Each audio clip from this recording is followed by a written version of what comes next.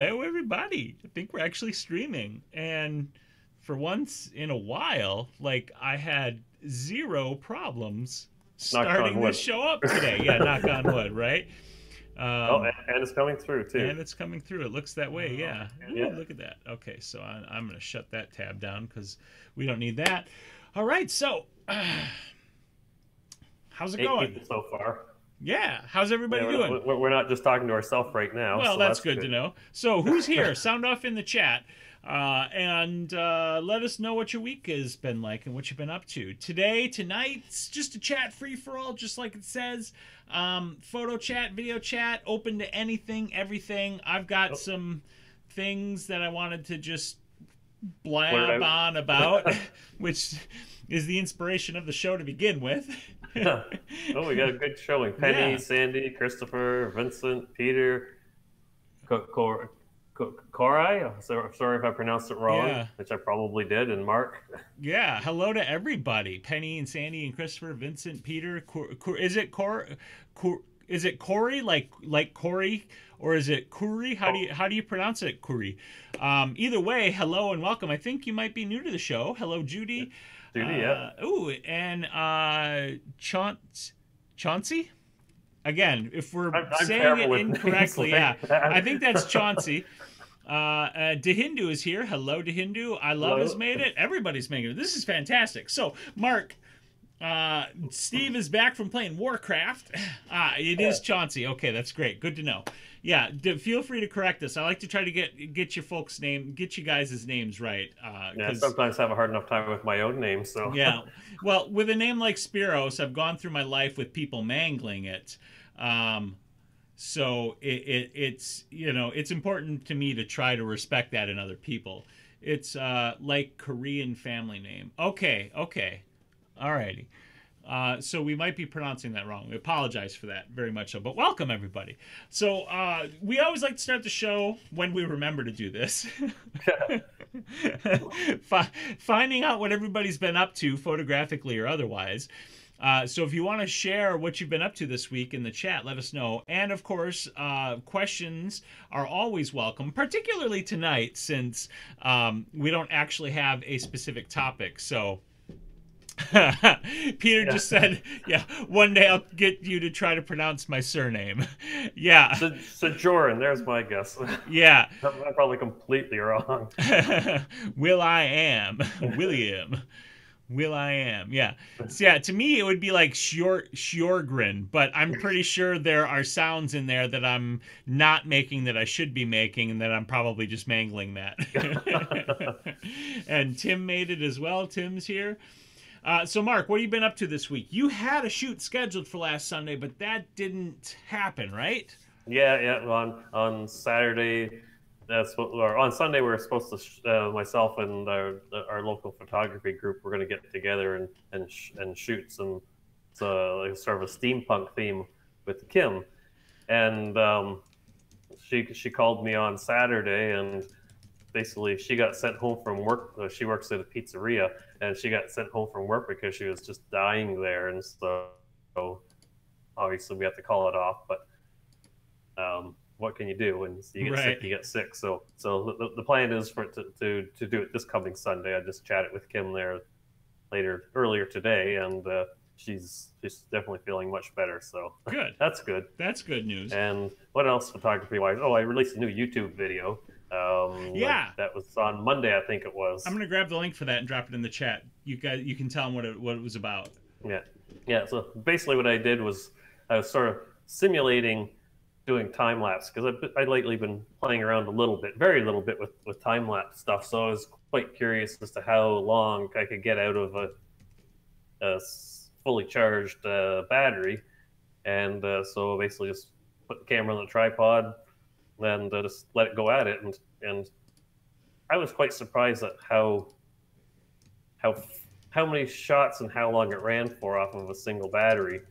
But on the flip side, I also tested an off-brand one. The what make is it? The Wasabi brand, and it was actually surprisingly the Wasabi batteries didn't do well at all. But it's an interesting video.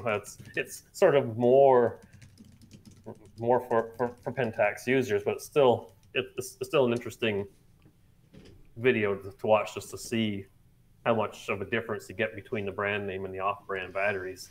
Yeah, and even though it was like Pentax specific batteries, I think that comparison is illuminating regardless, because it shows everybody gripes about, you know, $70 batteries, not unreasonably. That's an expensive battery. But when you pay $30 for a battery that gives you less than half the shots that the OEM battery will give you, you know, you're really just paying the same because you buy two batteries instead of one. So you know, in some cases you might actually be better just buying that OEM battery. But right. Yeah, it's a tough call because I honestly do have some other off-brand batteries, and they've worked well for me. But the Wasabi batteries I bought about 6 months ago because everybody was going on about how good the Wasabi batteries were, and so I picked up a set of two of them with the charger, and the first time I used them, I was surprised at how quickly they died, and I just thought, well, maybe I didn't charge them properly, or I didn't charge them long enough, or whatever the case was. So I gave them the benefit of the doubt and charged them again. And again, they didn't seem to last that long. So it was a good test for me and a good indicator that in fact the batteries were lasting less than half of what I was getting out of the genuine batteries. Okay. Yeah. Yeah. And I think it's an interesting video. I enjoyed watching it. So if you're interested in battery performance, you guys should check that out. Links in the chat there.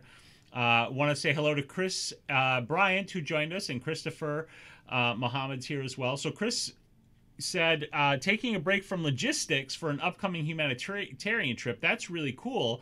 If you don't mind sharing, I'd love to know where that trip is to, Chris. And Christopher has been practicing, says practicing my macro skills or lack thereof. Dehindu asked when I'm going to do the how to take good photos product photo video. I don't know exactly. It'll be after we get moved into the house and I get my new studio set up. So sometime in the next 2 to 3 months, I would say, but I don't have a specific date as to when I'll be releasing that video. And yeah, we were talking about pizzerias. I love and the relative benefits of working in a pizzeria. Yeah. All right, Peter says, I've been shooting a little while, going for walks to the physical therapist. Usually find winter to be hard to shoot in. Yeah, in fact, Tim and I were chatting, was it today or the other day, about how it's harder to shoot in winter. Because I hardly ever get out and shoot during the winter. I just hate the cold weather. Yeah, it is tough weather to shoot in. I used to be able to go out and shoot in it when I was younger, but my hands can't take it anymore. And I think part of the problem is I worked for about 10 years at Quick Trip at a convenience store, and I would go into the freezer to stock and do work in there, and I routinely would do that without gloves.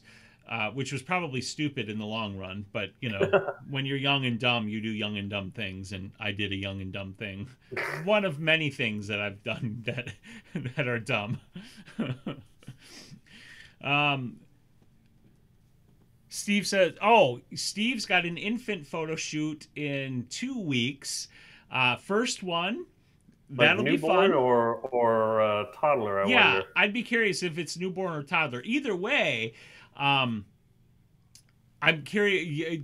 What do you have? Do you have like all your props and everything for that shoot, Steve? Because obviously, being prepared is going to be the key to a successful shoot. And like one of the reasons, even though I've been asked about it a couple times, like I won't do infant shoots because I have nothing for doing infant shoots, and you need like all of the like little boppy pillows and all the stuff to prop them on, and all the little knit caps, and you know, all the blankets and all that kind of stuff. Okay, Steve says it's a newborn and they have everything that they want as props. That's good, because I'm the same way. I've been asked to do newborn. I was like, well, I got a couple of things, but not enough to really be able to mix it up. And I was like, for newborn, I just assume pass it off to someone else who's got more patience than I do for something like that. Because with newborns, you could be sitting around for an hour or two waiting for the child to start cooperating and want to go to sleep. So Yeah, well, I was just gonna say, I think the key to really great newborn photos is the kid is sleeping. yeah, yeah.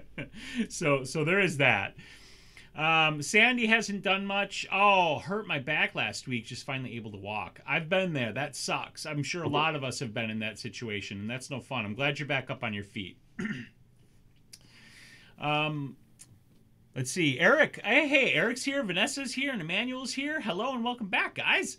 Yeah. That's awesome. Peter says, I found out, however, oh, my chat just jumped, how hard it can be to capture some optical effects that the eye can show, but a camera can't capture. The prism effect you can get from sunlight hitting a road sign was hard. Yeah, that can be quite difficult. A lot of times, what's key to that is the angle at which you're shooting at, and sometimes you need that angle to be like just right to capture those visual light refractions that to the eye it's easier to pick up. And Leroy's here as well. Chris said, we're heading to the Dominican Republic, a small community to the north of the city of Barahona. Super off the grid. The streets have no names. It's pretty serious. Lots of people need help. We're having a fundraising gala to raise funds. It's pretty big. That's really fantastic, and that's great work to be doing. That's really cool, and I applaud you for doing that. I think that's really, really awesome to give your time and your effort to help people like that. Yeah. Okay, so I Love says, broke down and tried the Adobe Creative Cloud Photo Suite subscription and went to cancel after 3 months, and they gave me 3 months free to not cancel. Yeah. And was learning Capture One. Yeah, it's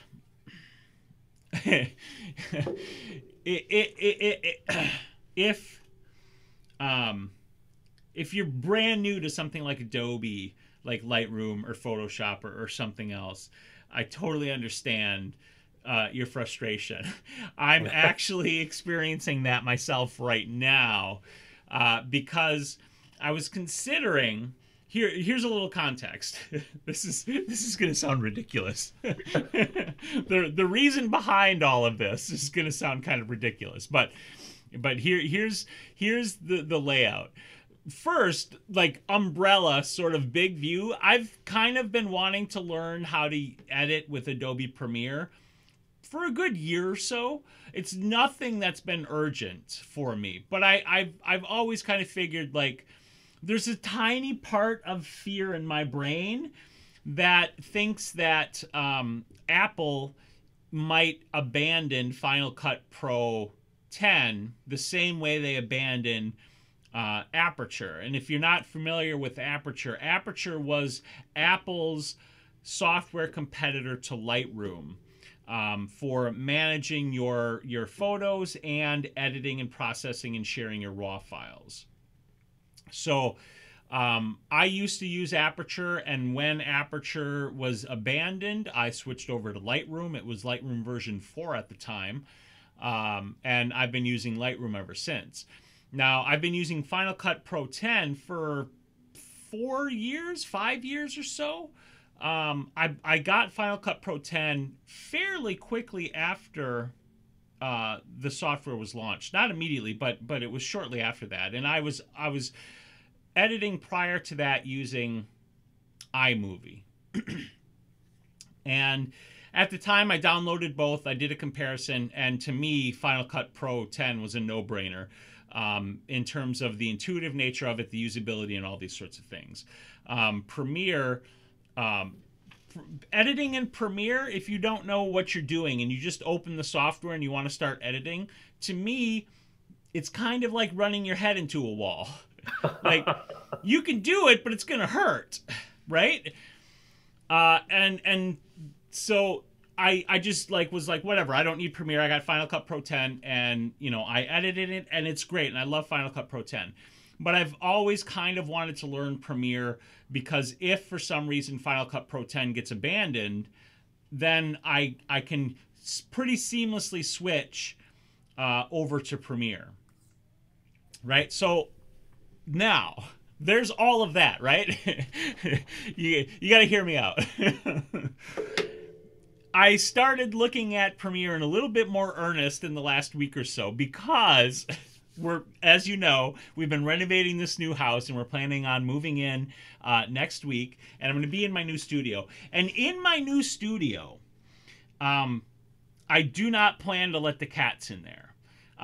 For a couple of reasons. Kitties. Yeah, for a couple of reasons. Number one, sometimes people come over that are allergic to cats. And I know keeping cats out of a room doesn't eliminate that, but it certainly minimizes the reaction that a person might have by keeping it relatively hair and cat dander free, right? Number two, I hate having cat hair. Like up here, there's cat hair, I mean, some of you have pets, right? It's like there's just hair everywhere. You just can't get away with it. So it's like all up in my desk and all up in my stuff here and all of this kind of stuff, right? And Brewster, as some of you longtime viewers have known, likes to visit me and spend time with me when I'm working at my desk, working on my computer. Not Brewster. Not Brewster, right? He hasn't been doing it lately, but I think that's because he's pissed off at me because it's coming around, Jason. Don't worry. It's coming around. Failing to see how this relates to Premiere Pro. It's coming around. It's a long story, okay? But it's kind of funny. So in the new house, in the new studio, all of my stuff is going to be in the studio. The studio is going to be both my office, my recording studio, and my photo studio because it's big enough for me to have everything integrated into one space. And so my wife was saying, how are you going to sit, what are you going to do when Brewster looks at you sad from outside the door and wants to come in and wants to get some love? And I said, well, we could buy another computer and put it in another room, and I can edit videos and edit photos on that computer so that Brewster can come up and hang out with me. So, long story short, I'm going to be getting another computer simply so that I can be in a workspace that my cat is allowed to come into so that I can pet my cat and he can spend time with me. And in thinking about getting another computer, I was thinking, maybe I should get a Windows computer and, maybe I should learn Premiere and maybe I could even start using Premiere somewhat regularly. So, that's the story behind all this. I've been using Premiere for the last few days. I don't like it. I really don't like it. And the reason I don't like it is I know it's a huge modal shift for me from Final Cut Pro 10 and the way I edit in Final Cut Pro 10 because they are two very different editors in terms of the style of editing, like the sort of workflow and the thought process. And so for me, I'm struggling with Premiere. People who use it, like Chris said, he's a video guy first and a photo guy second, and he loves Premiere. That's great. I've been editing on Final Cut for the last 6 years, and I've never used Premiere, so it's just such a brain shift for me that I'm really struggling with it. And even when I do figure things out, I'm finding that for how I think about editing, which again is framed by Final Cut Pro 10, it feels like Premiere is not very efficient. Jason says, shaking my head, hearing Spyros whine about learning a new tool. I knew I was going to get a hard time for this. Of course. Which I fully accept, right? I fully accept that this is sort of a ridiculous situation. But I am going to persist with it and give Premiere Pro a bit more time and see. But right now I'm leaning towards getting another Mac and sticking with Final Cut Pro 10 because, there is an opportunity cost in just switching wholesale. But I think it would be good for me to know how to use Premiere. So that's a big, long story to come all the way back around to this talk about Adobe Creative Cloud. And somebody also was asking about photo editing software. So let's just get back to the chat here. It's right here. Chauncey asks, what's the best software to edit with? I currently use Lightroom CC, and it's a pain at times. And it is a pain at times.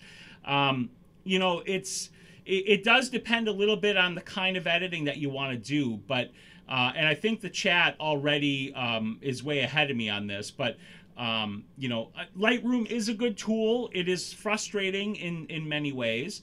Photoshop is also an excellent tool, also frustrating in ways.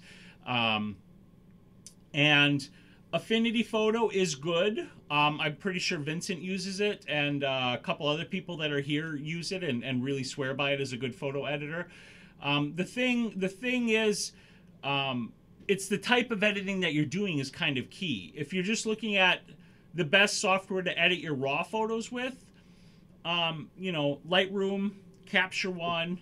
There's a few of them out there. What's that? There's a few of them out there. Yeah, there's a few of them out there, and it would really just be a matter of finding one that fits your brain and your workflow. On1's another one. Which one is it? On1. Yeah, On1's another one, and does a good job with your raw files, because not every raw editor does a good job with raw files. But sometimes the best software is also the hardest software to learn, which brings us back to my Premiere Pro story and me whining about learning how to use that software. Yeah. so there's that. But Jason's comment, he says all software is frustrating. Exactly. At least in one regard, it's just a matter of finding something you're willing to put up with and it works for you. Right. And right now for me, Final Cut Pro 10 in terms of video editing is that software. I do still want to learn Premiere at some point, but I'm leaning right now towards getting a Mac and just sticking with that wholesale. So there is that. Tom Corbett, I want to say thank you to you as well. Tom says, I'd just like to thank you for all your tutorials. I've learned so much from you. Thank you very much. That's awesome, and I'm happy to be able to help with my videos. Peter just backed that up. I'd go for a combination of Lightroom and Photoshop, what I was saying. Christopher is also using Affinity Photo, and he's been using it for over a year. So that's a long-term endorsement. That's a good thing, too, because it's easy for somebody to grab a piece of software and spend a few days or a few hours, like I have with Premiere Pro, and give it a glowing or a terrible review.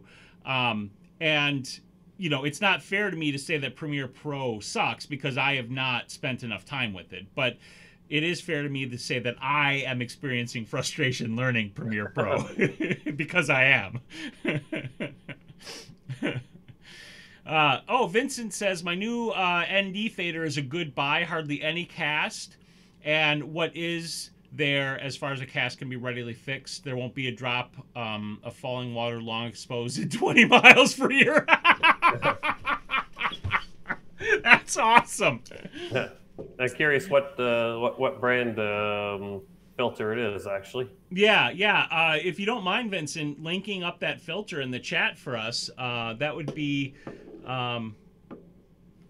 helpful. Yeah, I'm just looking. I've actually, once the weather warms up a little bit, I'm planning on doing a video for showing ways how to hopefully easy color correct the color casts in the UV filters, or sorry, ND filters. Mm-hmm. Yeah. I bought that one cheapy one, and that had a terrible color cast. So I'm definitely curious to see which one he's using as well. Just a quick heads up. I'm getting some notification from YouTube that my streaming status is iffy. So if you guys are experiencing some jitter or lag in the stream, it's somewhere between my streaming software and YouTube, and we're losing a little bit of quality there. So I'm going to apologize for that ahead of time. Could be just, again, that I'm putting a lot of load onto this computer here. But Chauncey said, I've tried Photoshop and I wasn't a big fan of it. I get it. Like, it's a lot of software. It's a lot of software. Definitely a lot of software. Yeah, and that's the same thing with Premiere, right? Premiere's a lot of software, and I haven't even scratched the surface of it. I remember feeling the same way about Photoshop when I didn't know how to use it. Because I didn't know how to use it, it was frustrating. But you can, if you spend the time with it, it can be worth it in the long run. Tom says, I shoot with prescription glasses. Any tips or tricks to stop my glasses fogging up in the rain? I shoot a lot of motorsports outside. I live in Ireland. It rains here 9 months out of the year.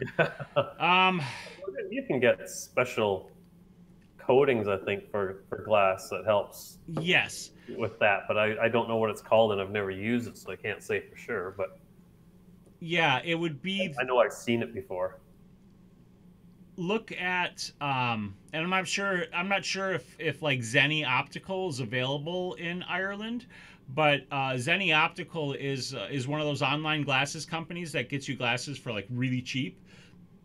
Excuse me, which is great because you could get a pair of prescription glasses that specifically has the anti-fog, and it won't cost you like $400 or $500 like going to the regular glasses vendor, at the optometrist or whatever.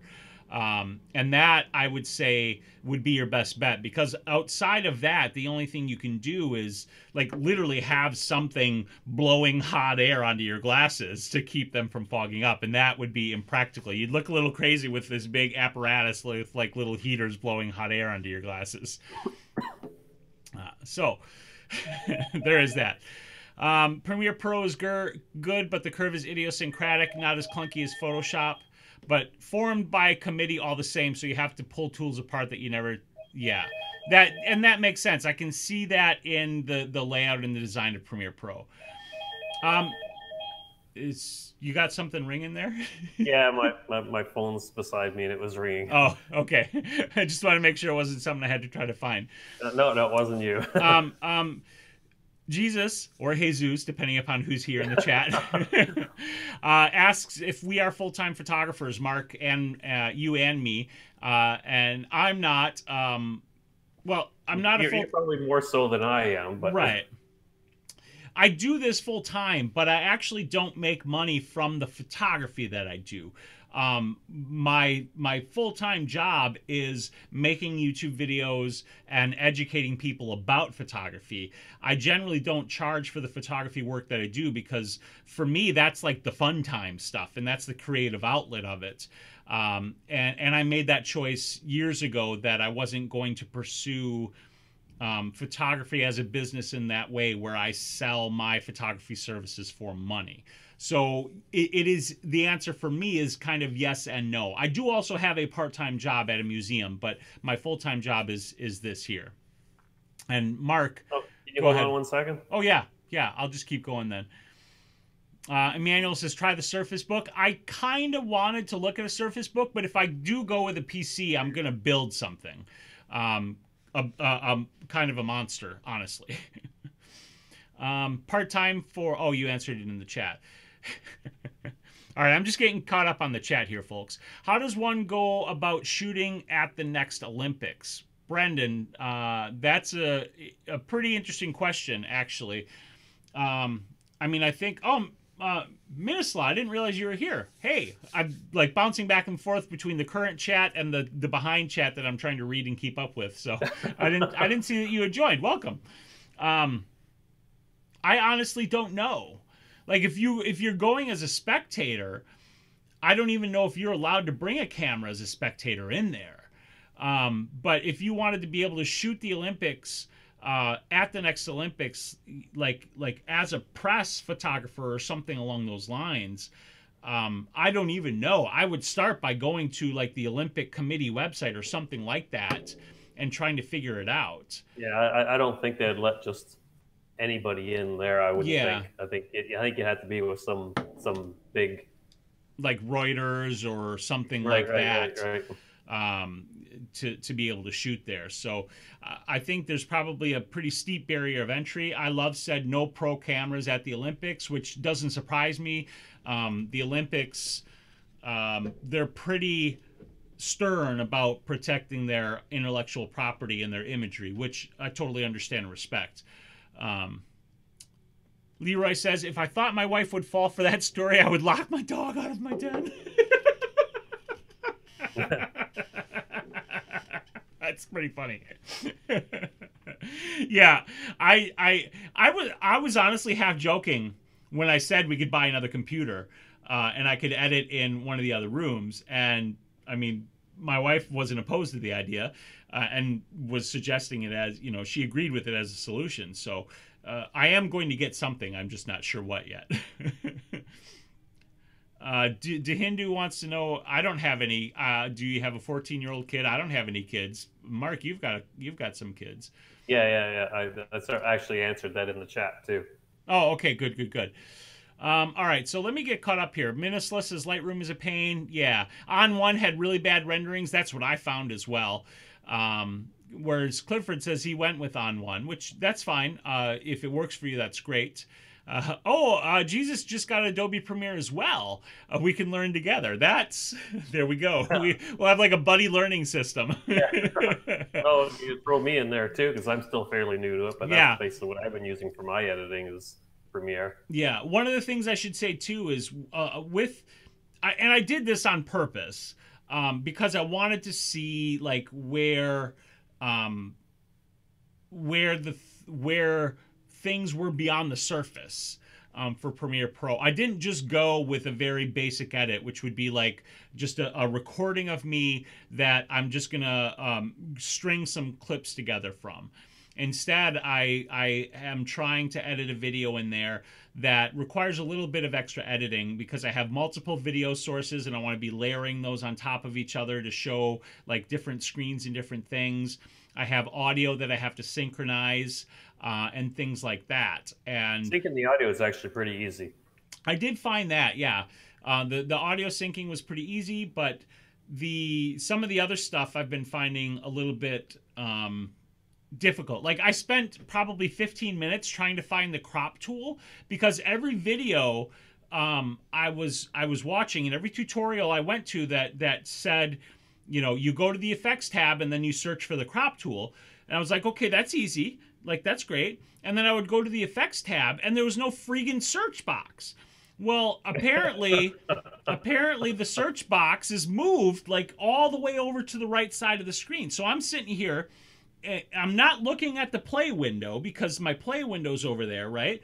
I'm looking at the effects tab and I see some of the effects that I can apply and I can see like, you know, the position and scaling. I'm like, okay, crop should be right here and crop wasn't there.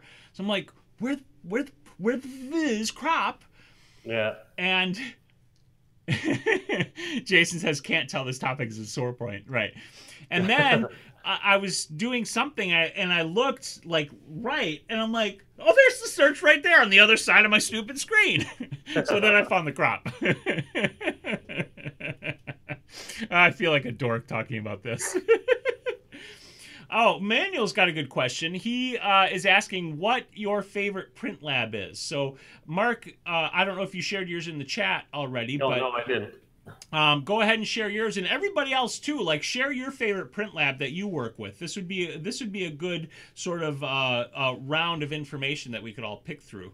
Yeah, well, I was when I first started ordering prints, I was ordering from the WHCC in the U.S., but that was when our exchange rates were on par. But then the exchange rate went into the crapper, and so I actually use a local to me, a Canadian one called GTA Imaging, and they do a nice job. They're out of Toronto. Okay. I use principally when I get prints, I use iprintfromhome.com, which is kind of a goofy sounding name. But it's a company based out of New York that does really beautiful work, and I've been happy and been getting prints from them for years, and they've been great. One that I have also used is the one that Penny just shared. She uses MPix. Vincent. Yeah, there's MPix and there's MPix Pro. I didn't know they had a Pro service now. Yeah, well, I think they had the Pro service for a while. I believe they still have it. Okay, well, honestly, I haven't used MPix in a long time, so. I'm not up to date on what MPix has to offer or how long their pro offering's been around. Yeah. Jason, and I should also note too that for my smaller stuff, I actually print at home. I can print up to 13 by 19 at home. Yeah, you're a home printer now. Yeah. Yeah. Jason said their site is terrible. I think he's referring to Adorama-Pix, which is who Emmanuel uses. And Brendan uses Adorama photo books. I love says just don't use Walgreens. I hardly agree with that. Or Walmart. Yeah, or Walmart, or any of those kind of. They're not fly by night. The local grocery store. Yeah. Like they're fine if you want literally throwaway prints just so you can see them on print, but they're gonna look awful. Yeah. Emmanuel says, what do I tell clients who just want to send their prints to get printed at a CVS versus a professional lab? I usually tell them, just so when they do get the prints, and if they do turn out terrible, that basically I warn them ahead of time, saying printing at like Walmart or Costco, you're don't have the quality control, and just be prepared that the prints might end up not being that good, versus if I supply them, I guarantee that they're going to be good. Yeah. And that's the thing. Like, if you're selling the prints to them, right? Like, that's the product you offer and you go through your lab and whatever. If you're selling a digital option to them, and one of the things included in that is the right for them to print, then you can't really control it. And if they're going to go to CVS, they're going to go to CVS. But if like you're saying, you know, okay, these are the prints I offer and this is the price, and I get them from my lab, and they're saying, well, can we buy the prints from you, but you just print them at CVS? No. I would just say, yeah, I would just say no. Yeah, that's what I would do too. I would just say no. Like, this is my lab. I know the quality that's going to come from that lab. Yeah, exactly. Yeah, if you want prints like from me, that's what you're going to get. Yeah, because whether or not you go to CVS or they go to CVS, crap is going to be crap. Yeah, exactly. Crap is going to be crap. For lack of a better term. Yeah. Okay, Jason was talking about the website I use, iprintfromhome.com, and he's right. That website does have a terrible interface, but they do a good job printing. And part of what I like about them, too, is you can call them up and talk to real people. And I've done that quite a few times when I've had a print order, and they're great. Right. Yeah. Jesus was asking about Costco, and I've actually heard good things about Costco for printing, at least up here in Canada anyways. So I assume the U.S. is probably similar, but it's still obviously not going to be the same as quality print lab, where they keep their equipment calibrated and have a higher standard. But that being said, I have heard good things about it if you're looking for a cheaper alternative. Okay, that's interesting. That's good to know. Excuse me. Jason's got a question that he asked earlier that we skipped over. I think this is a good question too.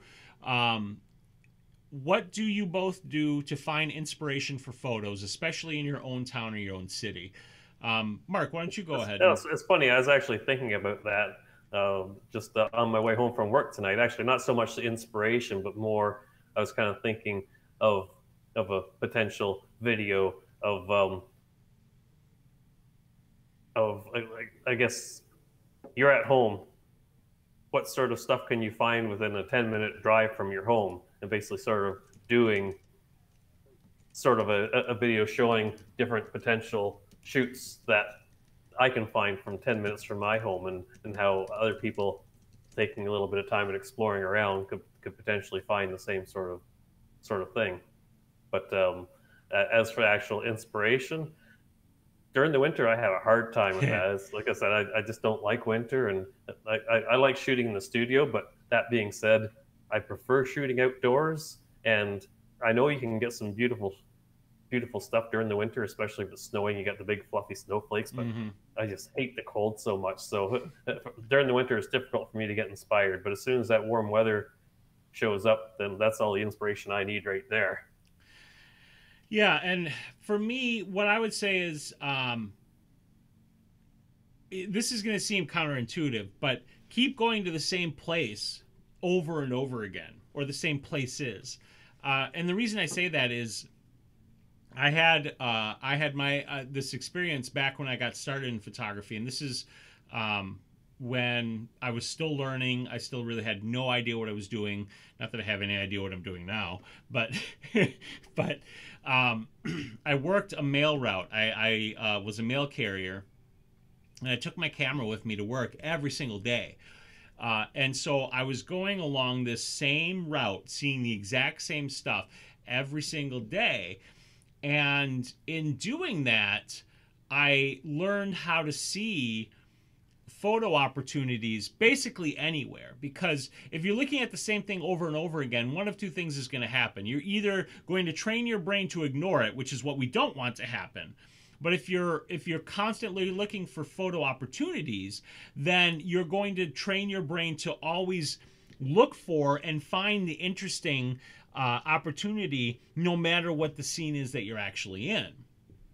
So if you do something like that, then you're going to be prone to finding the idiosyncrasies and the interesting angles and the way the light hits a particular thing at a particular time of day, because you keep going back. And when I am in a headspace where I'm shooting that kind of photography, which I haven't been for a long time. You guys see my work, you know what I shoot now, with the models and the collaborations that we do.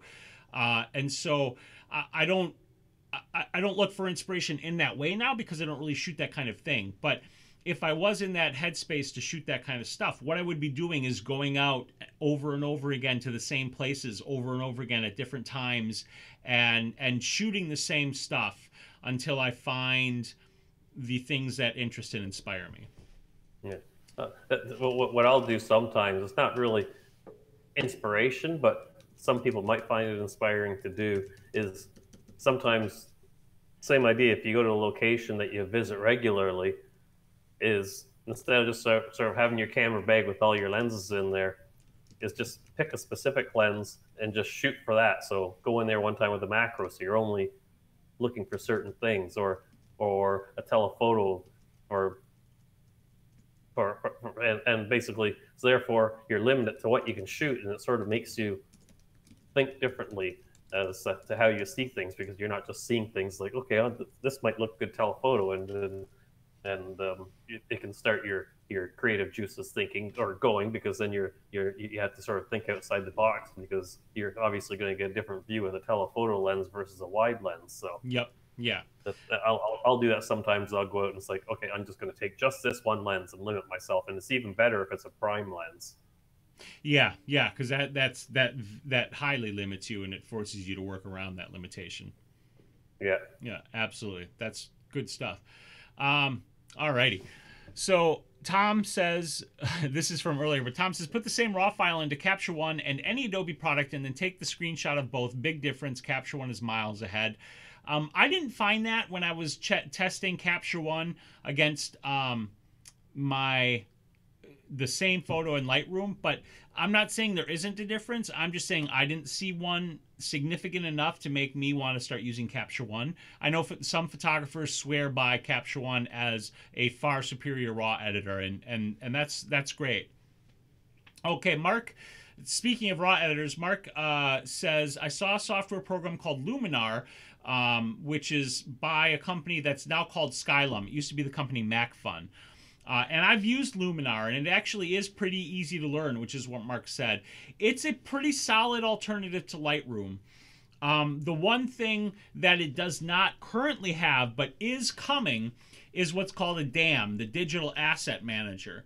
So in Lightroom and Capture One and many of these raw processing software options that we have, one component of that is an actual structural system for managing and organizing your photos. So like you import them, you put them into like a folder or an album or whatever, all those sorts of things. Right now, Luminar is strictly a raw editor, meaning you open a photo into it, you do your raw edits, and then you save that photo. But they said last year, and they're currently working on, and said it will be released this year, a version of Luminar that has that asset manager attached, so that you can both organize and edit your raw files within the same program. So Luminar is worth a look, and it's really affordable software too. I think it's like $60. It's under $100. So you can download a trial to check it out. I'm pretty positive, and you almost can't lose for for like 50 or 60 bucks with software like that. Alrighty. Oh, Vincent says he won't let me shoot me a message or mark a message in I already found it, actually. Oh, you did? Okay, that's great. Good. I'm way behind on the chat. All right, Photoshop is fine with me, Minister says. I'll throw a link in here. Yeah. Oh, yeah. Jesus says get Gorilla Glass coating. That can help with the fogging of the glasses. That's a good point. George, I have not shot with the Rebel XT yet. It's been sitting on my desk. The house is my life right now, so I've been doing no shooting at all. But I have it here, and I have suggestions from my inbox, from my unboxing video, and I intend to do some fun videos and shoot with this thing. I'm really excited about it. I think it's going to be fun to use this again, and it's going to be fun to show the difference between a camera that's 12 years old and a camera that's today, and highlight that the thing that we always say, which is that yes, the gear matters, because gear is a tool and good tools facilitate us doing our jobs, but it is our skill as photographers using that gear that makes a photo, that makes the tool useful, and it's going to be fun to highlight that using this thing. Yeah. So you have something else too? What's that? Yeah, I do. I do have something else too. I've got a couple of somethings else. That's a good segue, Mark. All right, I'm gonna move my camera so you guys can see this a little bit better. Right? I've got a couple of things to unbox, so why don't we just do that right here, right now, since we're talking about that. In fact, yeah, we'll start with this one here. So this is something that I got. I'm going to be doing a proper review video on this thing, but this just arrived today, and I'm curious about it. So, by the way, like, I love I love doing that. It's so satisfying flipping this thing open. Dangerous. Yeah, being a little bit dangerous. So let's open this bad boy up. I'm gonna adjust the camera here a little bit so you guys can see what's happening here. This is from a company that contacted me and wanted to see if I was interested in checking this thing out, and I said, yeah, I think I am. And so they sent it to me, and here is what we've got. You can see the side of it there. Now I got to get it out of here. There we go. Okay, this is the ViewFlex VFH5. So this is a rig. It's not a gimbal. It's not a stabilizer. This is a rig for taking photo and principally video with your smartphone. So let's open this bad boy up and let's just see what's in this box. I feel like I'm on Unbox Therapy right now. Any of you guys watch Unbox Therapy? Nope. All right, so this is an interesting package. It's like all soft foam. And in here, we have this whole setup. So what you've got here is these two grips. And there is actually kind of, that's a little weird. They're just like, no, they're just sitting in there. You've got all of these attachments. So like this here, so I've got these two handles. I've got this, which is a smartphone mount with a hot shoe on top. I've got this here. These are the cross stabilizers. And then I've got a battery. I don't know what the battery's for yet. I've got this here. Oh, I get it. These flip around and then they screw in here. Oh, look at that. Look at me figuring these things out. And it's got cold shoes, and it's got mounting points. So basically, like in its very simplest form, I can take this and make a sturdy, heavy-duty-ish kind of selfie stick, right? Like this. And then I can shoot my phone in here for shooting some. Oh, I have to release it. So you actually like screw it up and down on the phone. So like that's a solid grip. It's not one of these spring-loaded operations. Hey Alexis, how's it going?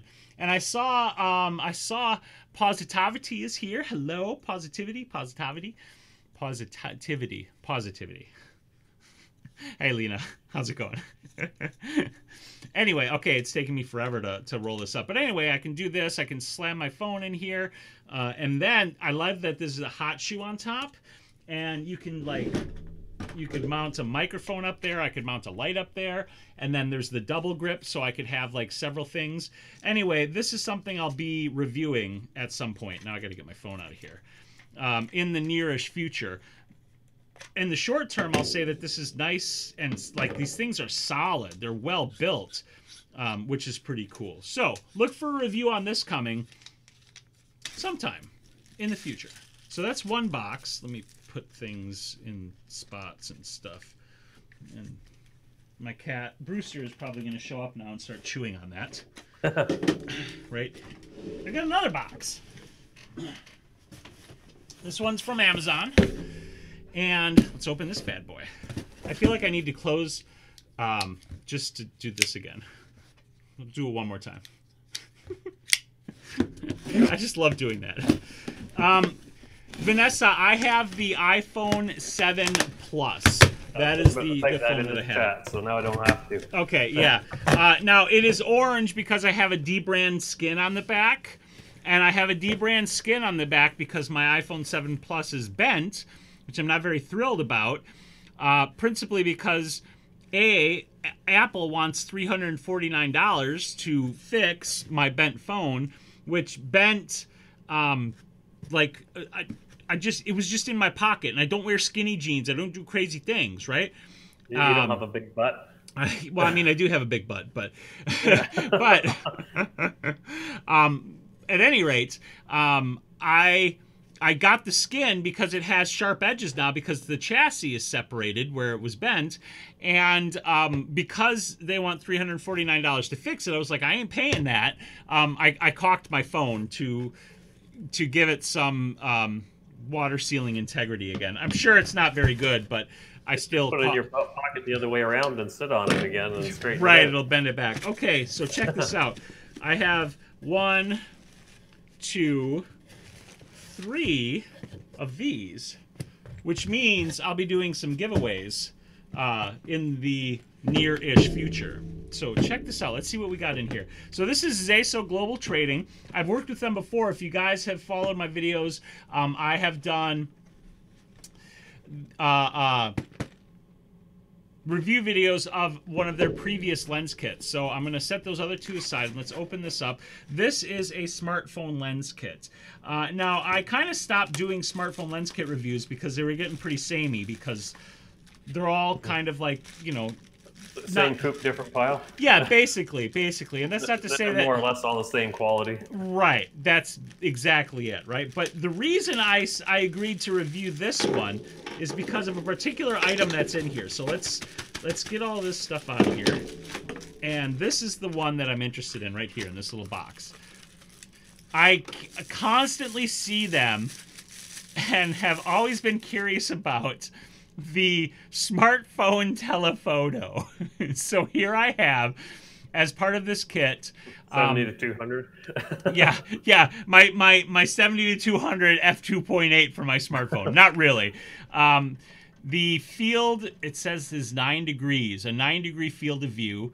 I think this is actually a focus ring. It is a focus ring. Check this out. There's an actual focus ring on this thing.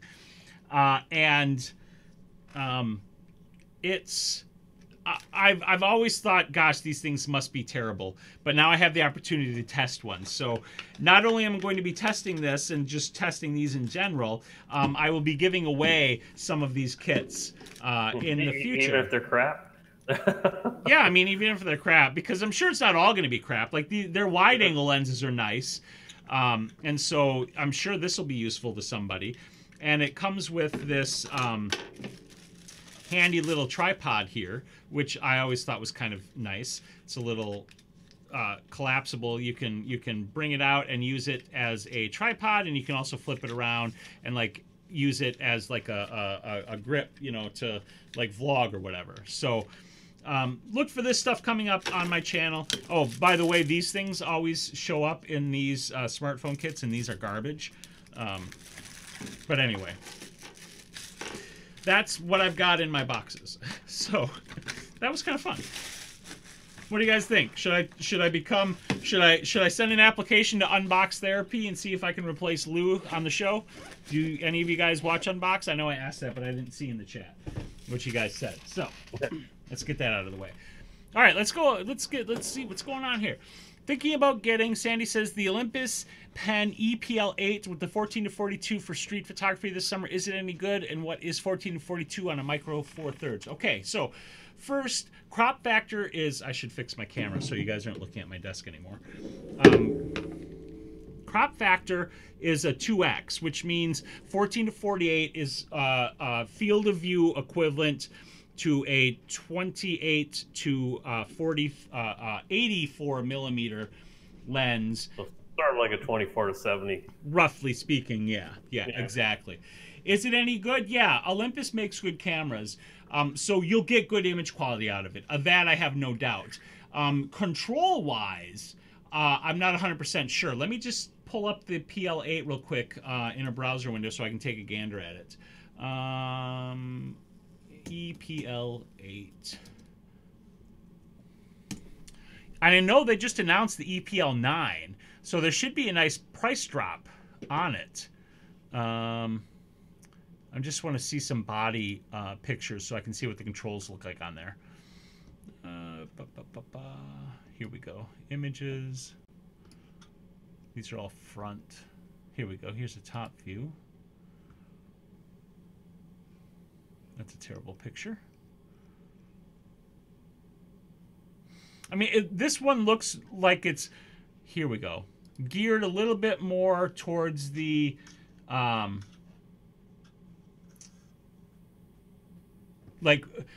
a little bit more towards the point and shoot side than it is the you know, like sort of manual pro side, quote unquote.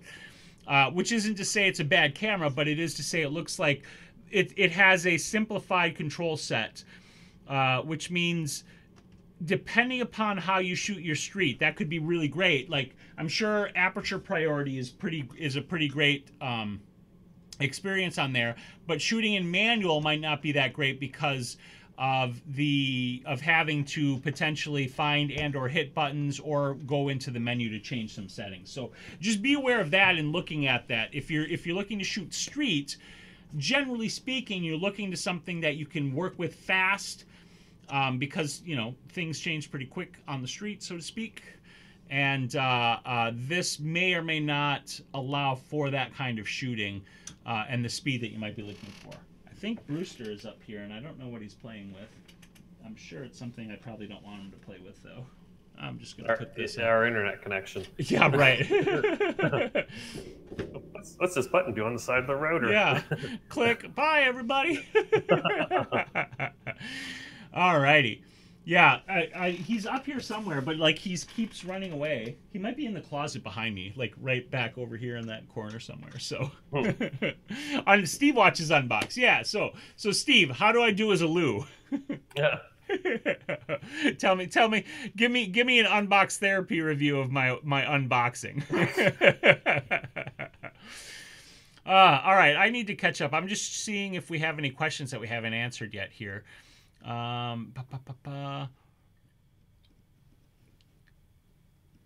and my chat just jumped. Hate it when that happens. Yeah, I know. Oh, I figured out what was going on. There was a cat locked in this closet. Oh.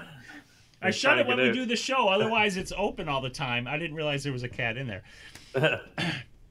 Okay, I knew there was a question. Here we go. Emmanuel had... Hey, Sanjay's here. How's it going, Sanjay? First name Punky. Actually not Brewster's first name, but that is good. I loved Punky Brewster when I was a kid. Did you watch Punky Brewster, Mark? Not really. No? I love that show. All right. So, studio question. My studio is in my finished basement. However, I'm debating whether to paint my ceiling black versus the white. The walls are currently white. Okay, so here's... What do you want to think about? Go ahead. I think there's pros and cons to each. Yes. Go ahead. My studio is all white, and it's nice because it's nice and bright, obviously. But on the flip side, if you want to have more control over the light than having everything a dark color, not necessarily like purple, because then you're getting weird color cast, but black basically cut the light out. So basically, you're literally just have control of the light that's being used versus having it bounce around all over the place. So I've never actually seen anyone with a black studio, but I think the idea probably wouldn't be that bad of an idea if you have like and keep one wall white, or unless you have like a paper feed system where you can have a white background that comes down, because it would be interesting just because of the fact that you'd be able to control the light better. Keep it from bouncing around everywhere. Mm-hmm. And that's exactly what I was going to say. There's benefits and drawbacks to each. The black will eliminate reflection off of the ceiling, which you may or may not want to do. But in a way, making it black gives you more control over where your light's going to be coming from. Making it white gives you more opportunity to bounce light off of the ceiling if that's something you want to be able to do. Yeah, if you're wanting to do video work on top of photography, then you probably want to stick with white because dark would just your room would just be too dark for because you do want some ambient light if you're doing video work for the most part. Yeah, I would agree with that. Alrighty. Luminar is like an Aldi in a Whole Foods world. Luminar sucks, I love says. I haven't used it enough to say, but the little bit that I have used it, I found it to be what it is, which is pretty new software that has some promise to it, but isn't fully formed yet. And I love, there's your sniff test. I'm no fro, but yeah. Not even close. Not even close. Nope. All righty. There was another question too that I saw that I didn't get. Here we go. Tom had this question. Any tips on how you go about getting a press pass when you are starting out shooting for local events in your area? And this is something I actually think would be fairly easy for you to do, especially if you're willing to work with one of your local media outlets, right? So you can do it one of two ways. You can approach it yourself, right? Where you can say, like, I'm an independent, blogger or whatever, photographer, and I'm interested in shooting your event. Events generally, depending upon the type of event, are looking for press coverage. So they're going to want to know, like, where are these photos going to be seen? And if you don't have a place that you're going to show them, like you're going to put them on, whatever, Instagram, let's say, just as an example, or you're going to do a blog post. If you don't have something like that, or you don't feel confident enough in using that as your entry point because maybe you don't have a huge following, whatever it might be, then I would suggest approaching your local newspaper and saying, would you guys like photos from this event? I'm willing to shoot it and share my photos with you in exchange for a press pass. Basically, you're asking the organization to lend you some legitimacy and gain you entry into that for being able to shoot the photos.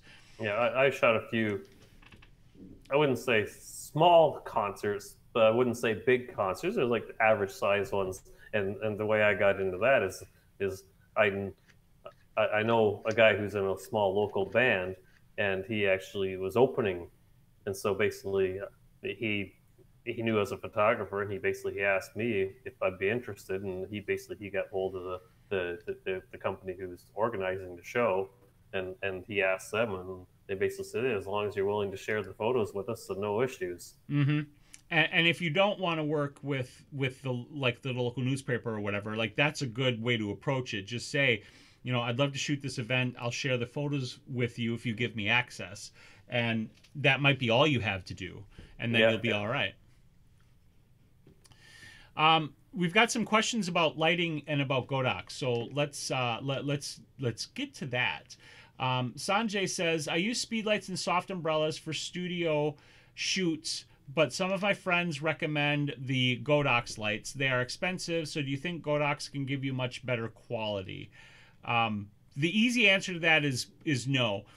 Godox makes great lights. I use Godox. The equipment is good. So I'm not, when I say no, I'm not saying Godox is bad, don't use Godox lights. What I am saying is that ultimately, all you need is something that makes light. And you already have... I voiced that. Light is light is light. Exactly. You already have speed lights that make light for you, and you're already using them to create work. So, no, Godox isn't going to measurably make your photos better. They're just a different way to produce the light that you're already using to make your photos. Yeah, I think it was just not that long ago. I think it was F-Stoppers put out a video not that long ago. I think it was them where they did two shoots, same model. Basically, one shoot was with like $10,000 worth of lights. Yeah, and the other shoot was with like $100 or $150 worth of lights. and basically just cheap umbrellas, reflectors, and like only one or two speed lights, Mm-hmm.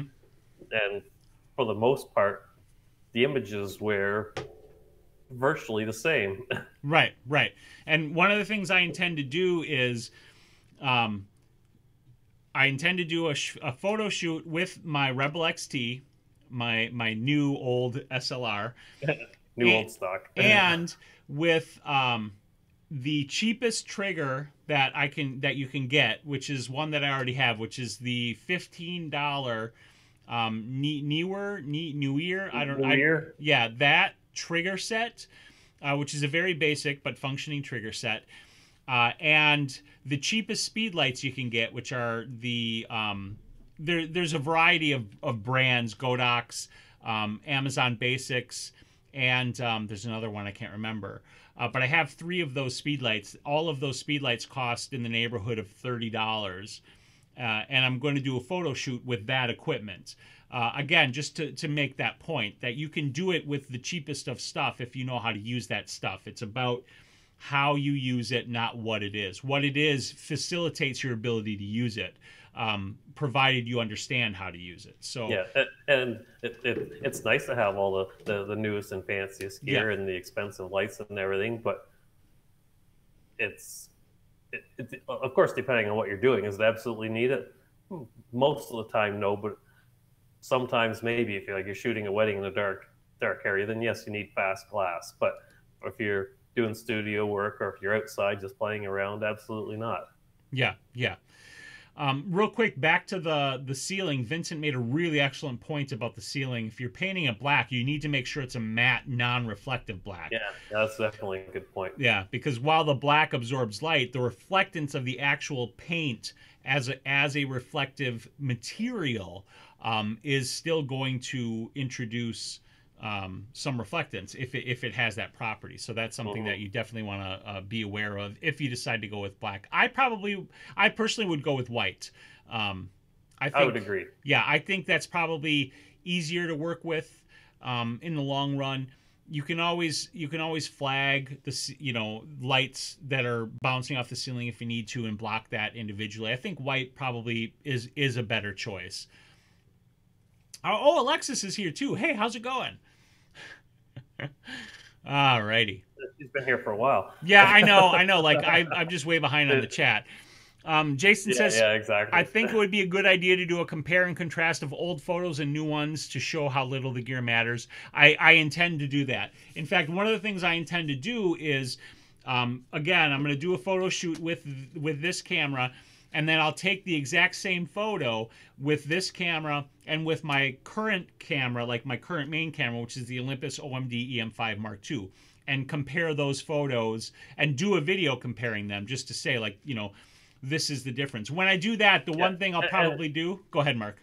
Yeah, I was going to say, and there will be a difference. As a better lens will be more contrasty and so on and so forth. But that being said, stuff like that you can normally fix and post anyways to bring everything up to snuff. Right. And what I'll do to actually sort of control for that is one of two things. I'll either, on my Olympus, I'll use one of the...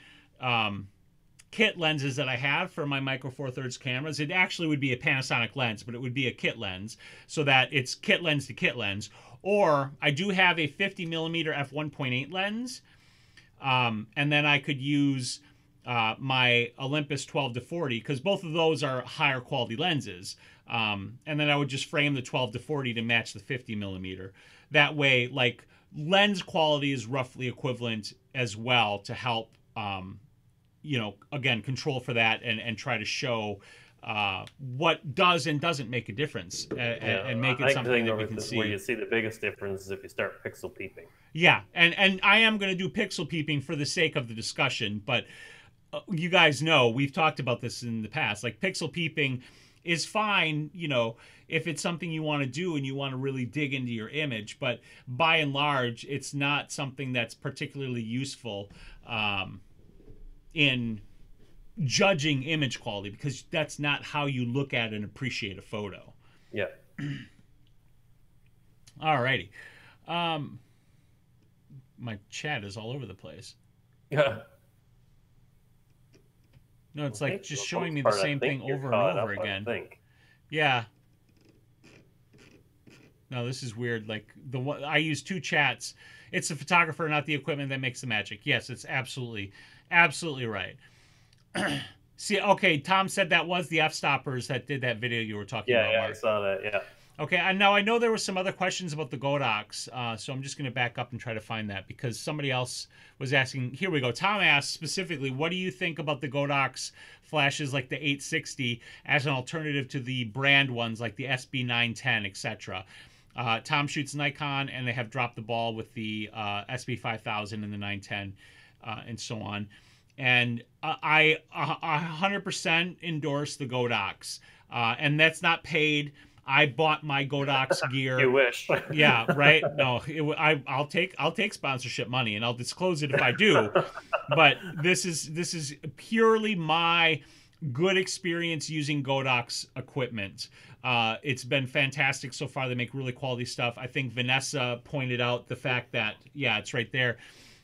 One of the nice things about Godox is they have a single controller that works across all. They've simplified the lighting system. I don't want to over explain it, but Godox does a really nice job. They make really good flashes. I'd highly recommend them. Absolutely. Have you used Godox, Mark? No. Okay. I know you've got Yongnuo lights. Yeah. I have that. Mm-hmm.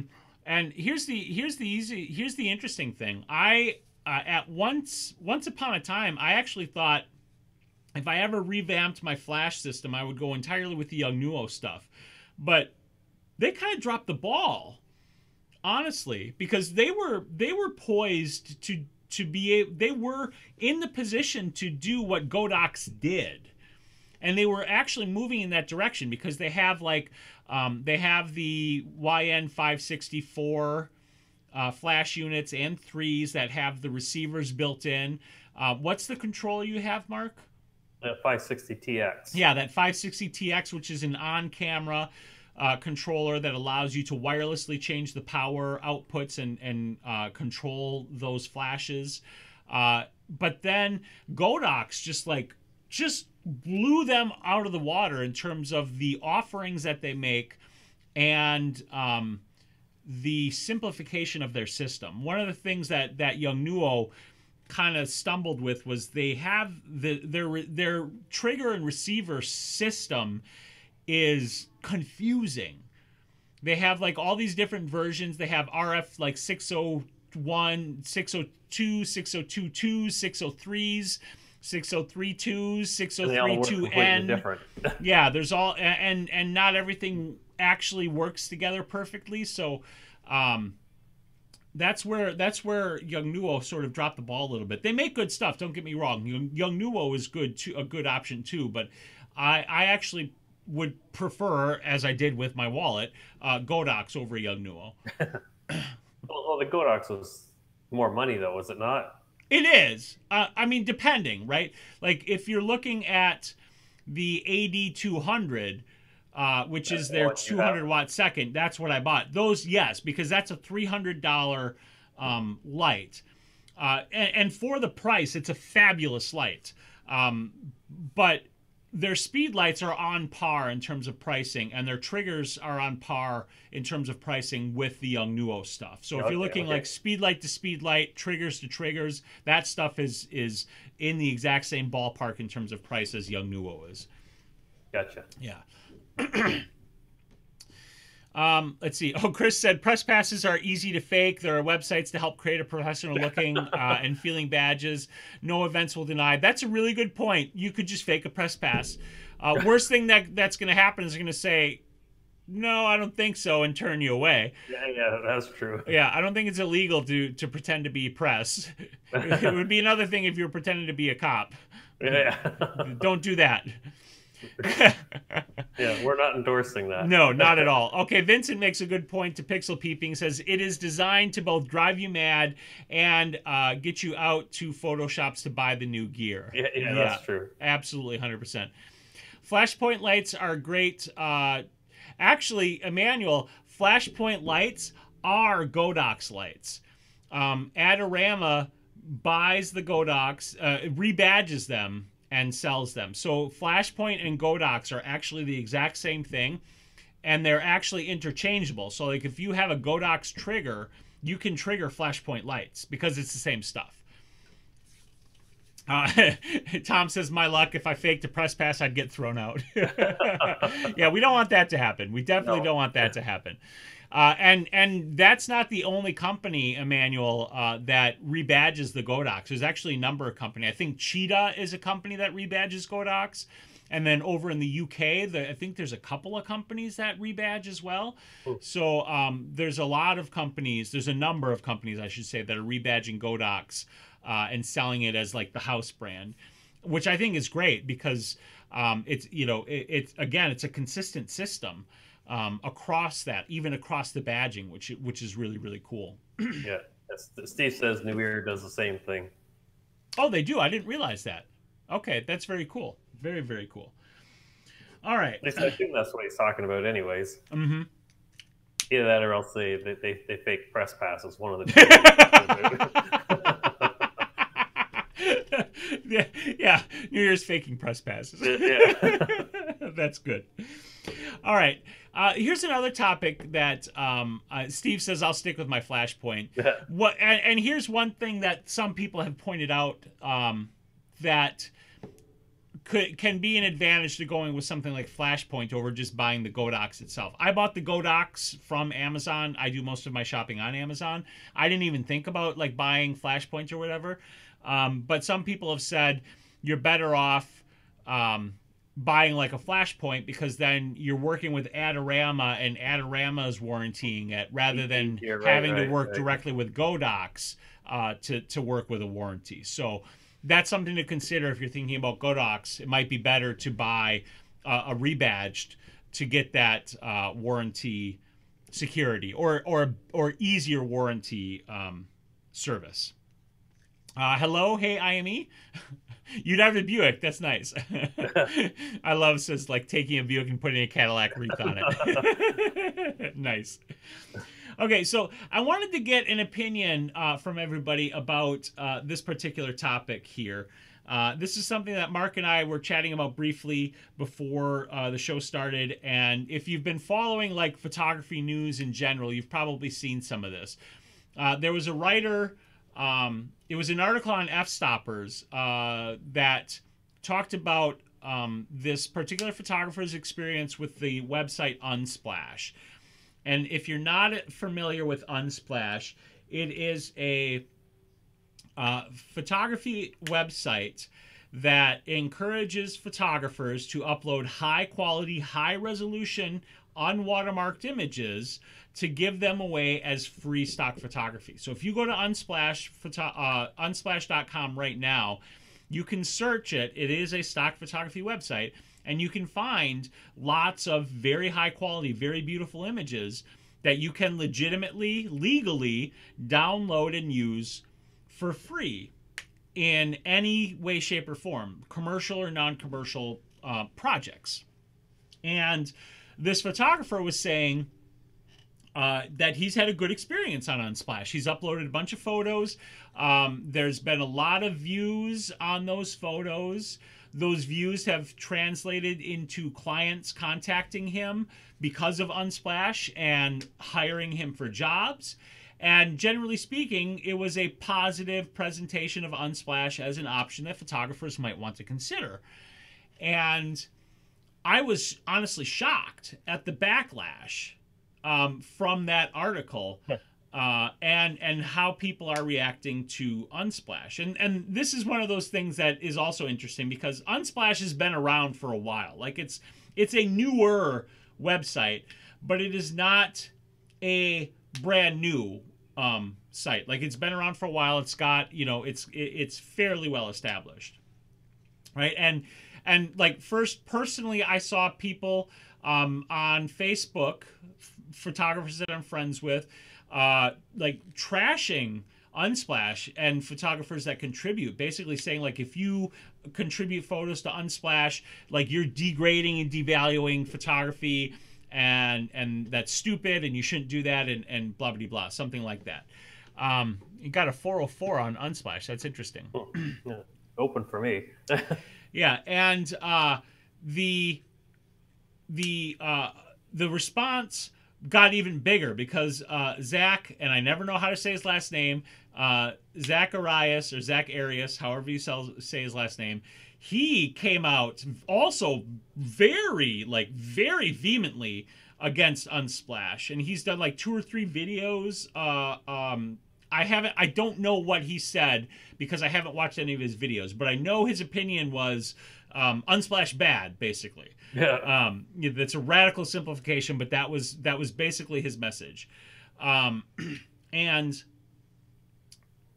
I want to know how you guys feel, because one of the things that I hate is when somebody tries to tell you what you can and can't do with your photography, and how doing that somehow devalues photography or gives photography a bad name or something like that. Like, as a general rule, that kind of thing just irritates me.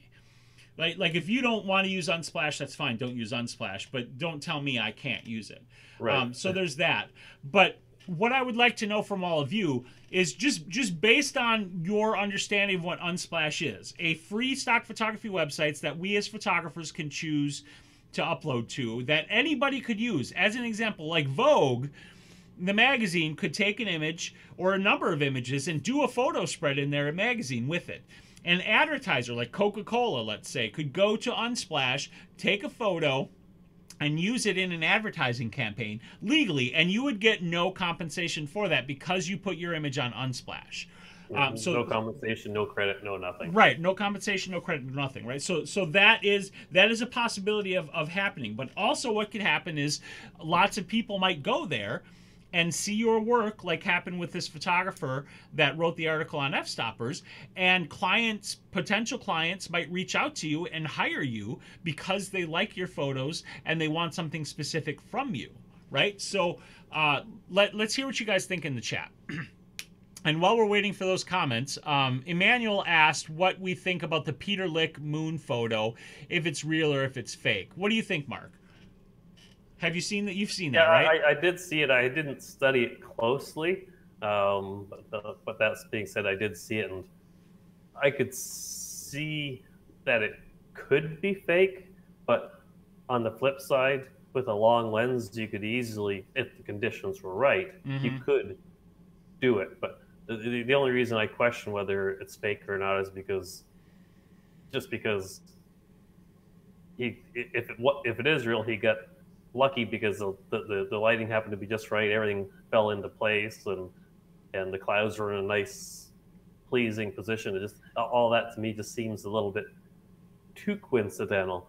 But that being said, you could do with a long lens, you could do something similar to that. It might just not look as fantastic as that one does. I don't know if it's fake or not. Obviously, because I may never know.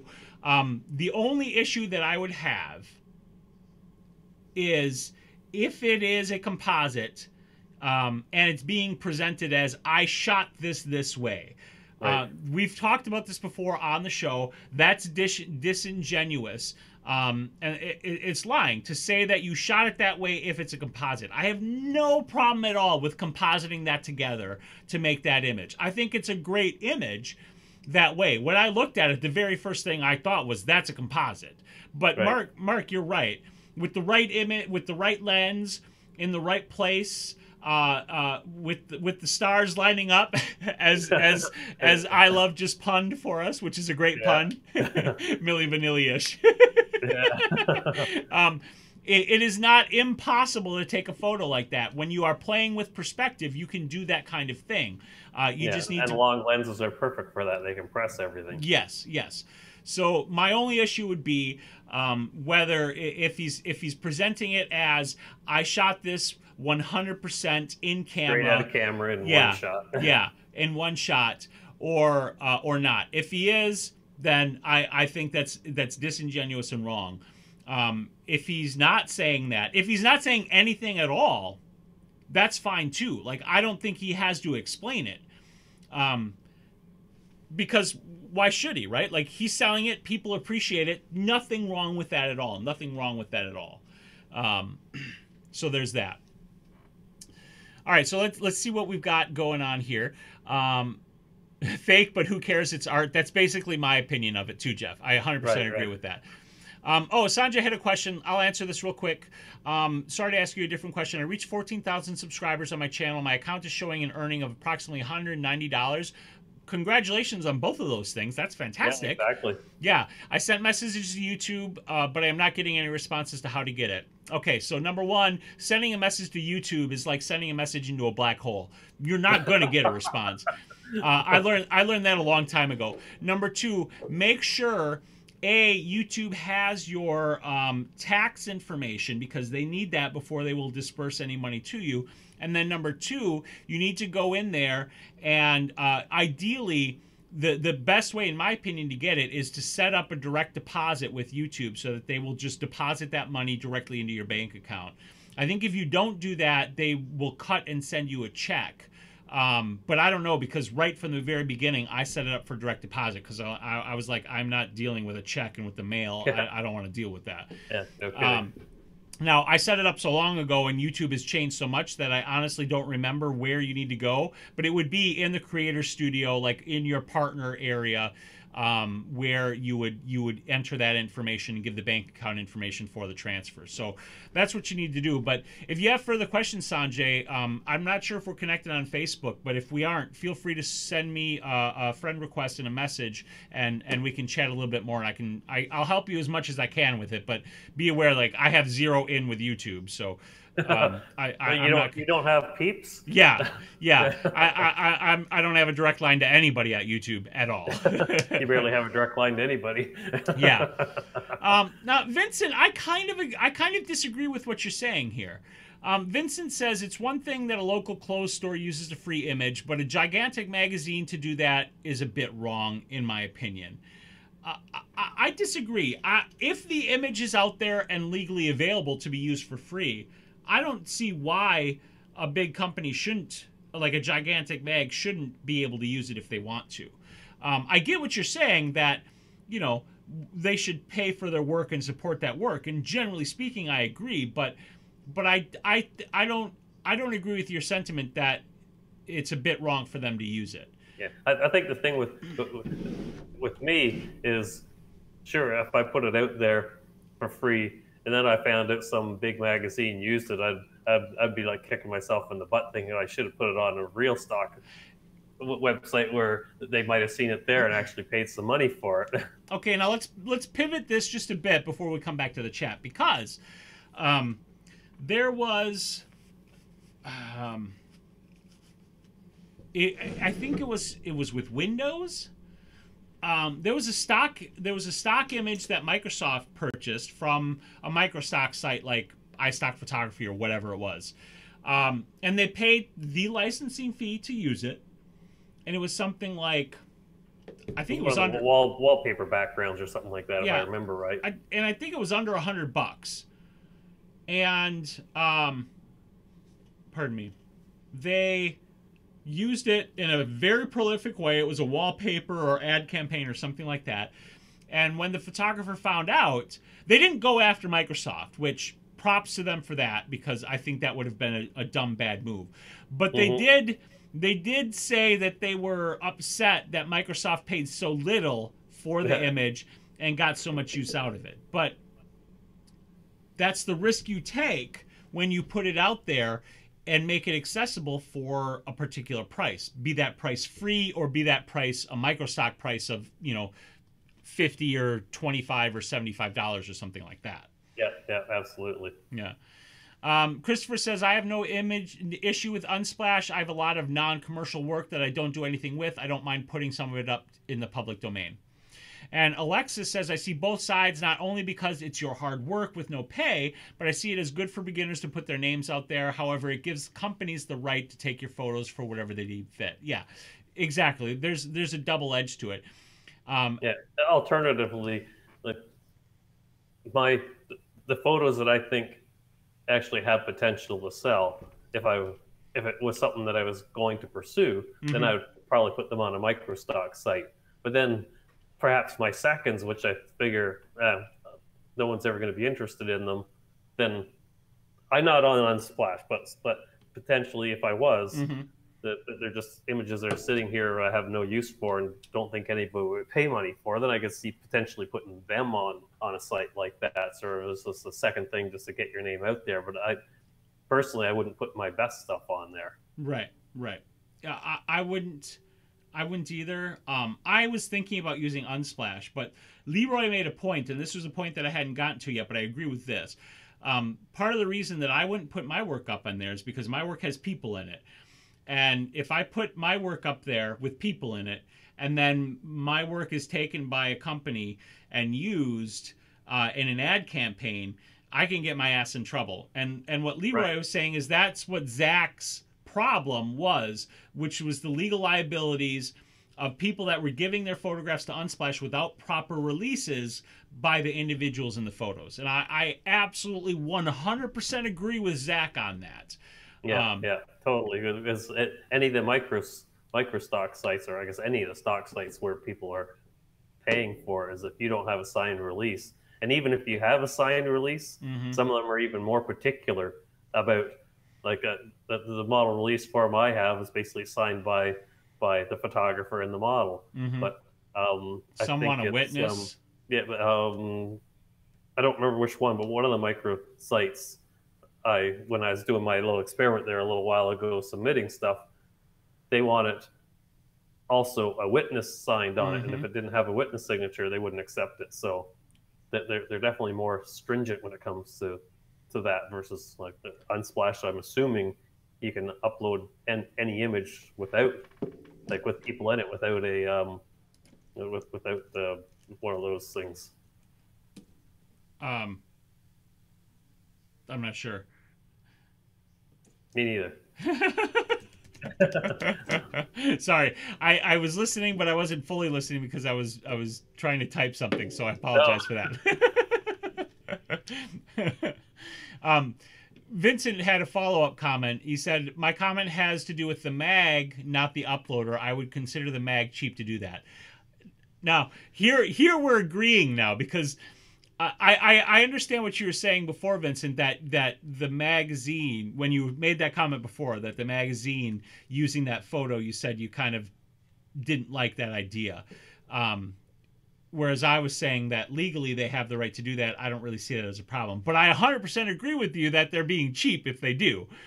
Yeah, that'd be like Apple or somebody using an image they found on there for free, and yeah, like they've got money coming out of the yin yangs, but they're basically, all they're after is money for themselves, and won't even spend a few $100 to help out a photographer who's basically done the work. Right.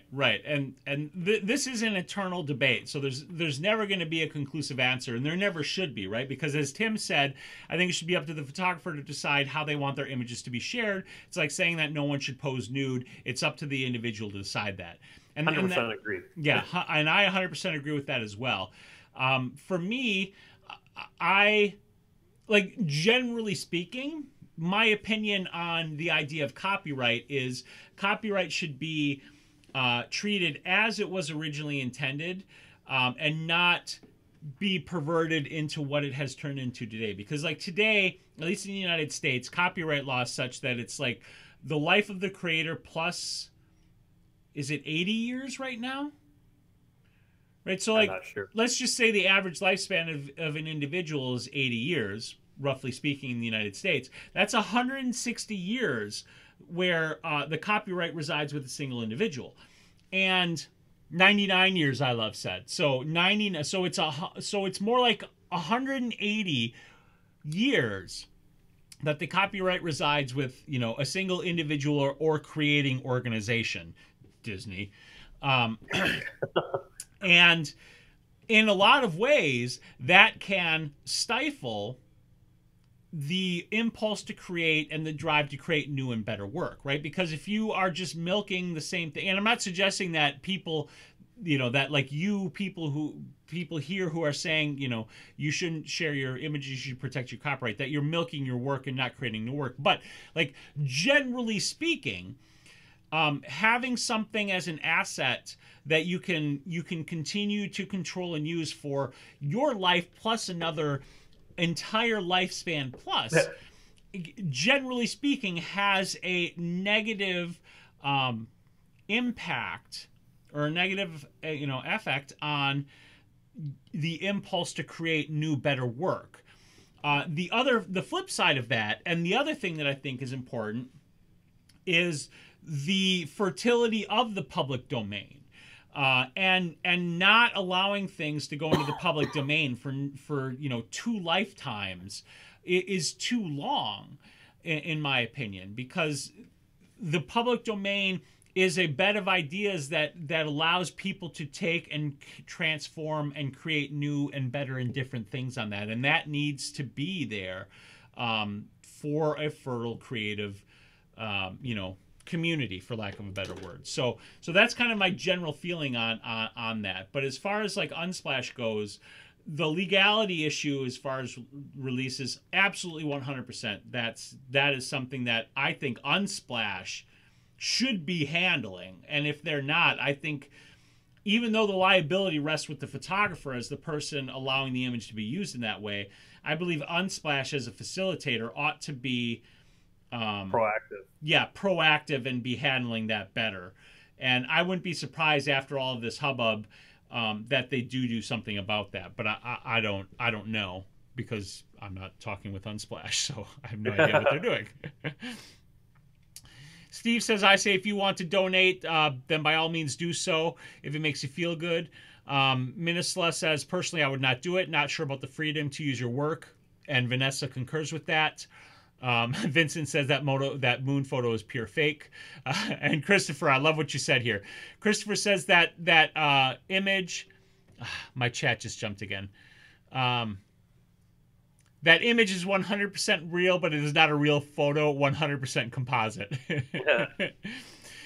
Sandy says, hard to make money with stock photography if it's all free, so that kind of stinks, but it gets you noticed and can get you other work from it. So, yeah, exactly. It's it's a flip one way or the other. Mm-hmm. Minisla has a follow-up question, which brings me to other platforms of sharing, Instagram, Flickr, etc. How much control has the uploader got regarding their work? Free for all. It's true, but it's typically low res. It's yeah. that you're uploading, and the particular platform, typically you upload low res and the platform degrades the hell out of it even more. So yeah, it's not quite the same as high res images from a stock site. Yeah.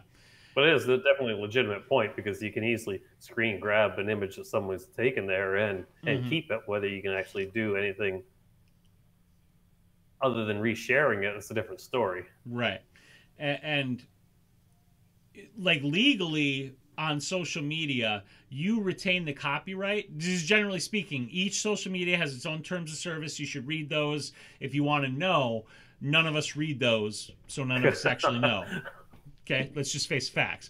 Generally speaking, social media websites, Flickr, etc., you retain the copyright. You retain ownership of that image. You grant that website / organization / entity a non-exclusive perpetual right to transmit that image. And the general reason for that is they need that right in order to actually transmit the image on their website to people who ask to see your image on that website. Exactly. Yeah. There are companies who have taken steps to do sketchy things. Like there was a big hubbub a while back when Instagram made some moves about they made some terms of service language changes that sounded very much like they were going to start using people's Instagram photos for advertising, like for licensing advertising. It was very sketchy, and they rightfully were excoriated for it, and they rightfully backed away from it. So you do need to be aware that they can slip things into the terms of service that actually is bad, in the sense that it is stripping you of your copyright when you consent to that. But generally speaking, they're doing this in good faith. and they're asking for the rights that they ask for because they need them to operate the service as it is intended to operate. That was a mouthful. Vincent, you're right. That was before Facebook bought them, which is kind of interesting because you'd think that would be a move that Facebook would pull. And hello, Alex, who joined us a little bit late, says, I was with my son at his t-ball practice. We are doing fantastically tonight. Yep. I'm a little derpy now. And Alex is excited because had 2 weddings this weekend. That is awesome. How did those go? Let us know in the chat how that turned out. Hopefully fantastically. And I'm guessing yes, because you said you're excited, so that's good. Yeah. Unless you mean coming this weekend, but you said had, so I'm going based on your tense there. Jeff wanted to know if it gets used. I don't think you have, if we're talking about Unsplash, I don't think you actually know. You know how many times it's been downloaded, but I don't think you know where it's been used. I don't know about Unsplash, but I know that the regular stock sites, you don't know who's used it. Some sites will tell you where in the world it's been downloaded from, but that's about it. Right. Yeah, and that's a general rule. This particular photographer that wrote the article on f-stoppers had a bunch of examples of where his work was used, but he might have just done like a Google reverse image search, which is something you can do. Which is basically what I read, is if you want to find out where it's being used, you do that. And that doesn't even necessarily mean that it happens, because quite apparently, from anything I've read, is that quite often with the stock stuff, people will buy it, but then it never gets used. It just kind of just sits on their hard drive because it's cheap. So they find stuff that they think might be useful for future projects down the road, and then never actually use it. Right. Alex said they're coming this weekend. Apologize for the misspelling, which is no big deal. Don't worry about it. And I just have to acknowledge this because this is hilarious. We were going with 99. First of all, correction from both I Love and I think Vicky. Yeah, Vicky. Excuse me. Copyright protection is life of author plus 70 years. So I was wrong. I was saying 80 and then 99. It's 70 years, which is still, in my opinion, too long. And then Vanessa said that's almost as many megapixels that you need. Yeah. as a snarky little joke, which I think is hilarious.